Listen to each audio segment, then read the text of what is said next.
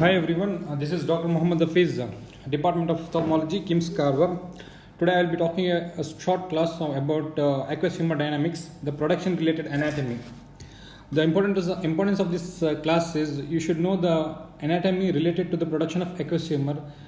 Knowing of this anatomy it not only helps in the understanding of aqueous humor dynamics, but also the overall picture of glaucoma is related to this anatomy.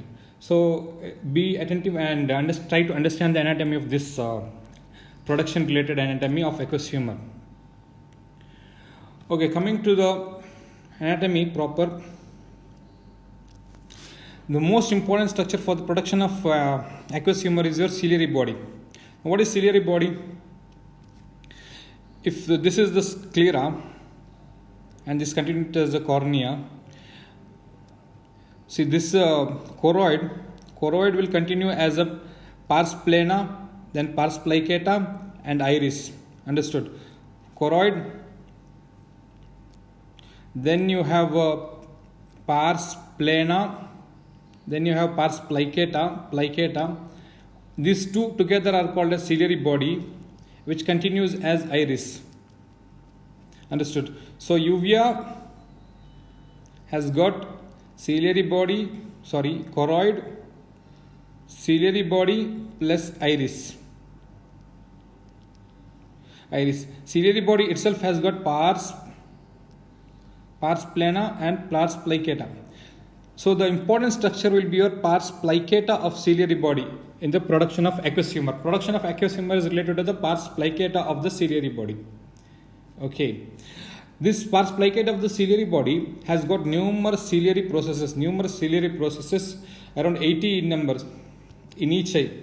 When I say numerous, it is around 80 in number. Okay. Then each ciliary process has got a double layered epithelium. It's called pigmented epithelium and non-pigmented epithelium. Inner pigmented epithelium and outer non-pigmented epithelium. So one thing you should know in anything, when we say inner and outer with reference to the eye, inner will be towards the aqueous or vitreous. Any structure towards the aqueous or vitreous will be your inner, and relation to that outer will be anything towards sclera or outside. Why this is important is when you see the cross section of ciliary processes, you might confuse which is inner and which is outer. So anything towards the sclera will be your outer, and towards the aqueous or vitreous will be your inner. Okay. Then in the ciliary process you have core of stroma, which has got a capillaries, arterioles and venules which branch out into capillaries. The important thing about this capillary is fenestration. Fenestration is nothing but a small micro openings or micro pores in the capillaries, which will allow the ultrafiltration to occur. Due to the hydrostatic pressure, the ultrafiltration occurs due to the presence of fenestration. So this will help in forming ultrafiltration in the stroma. Okay, we'll see that. So this is the ciliary body I was talking. Ciliary pars plicata of the ciliary body, which has got numerous ciliary processes. Now if you look at each ciliary process, see it has got a stroma. This is the stroma inside, and it has got a non-pigmented epithelium which is inner. In this picture it might look as if this is outer and this is inner, but not the case. Outer is towards the aqueous. So this is the aqueous production towards the aqueous, and this is towards the sclera. So this is outer and this is non-pigmented epithelium is your inner, and pigmented epithelium is your outer structure. And this is the arteriole and venule, which forms the bunch of capillaries which has got fenestrations. Don't forget that fenestrations. Coming to each layer of epithelium, we have non-pigmented epithelium which is inner, and pigmented epithelium which is outer. So you see there are a lot of pigments in the pigmented granules in the pigmented layer, but in non-pigmented cell you will see a lot of mitochondria. The importance of mitochondria being in the non-pigmented epithelium is this non-pigmented epithelium is the place where active secretion occurs. Active secretion of aqueous humor occur.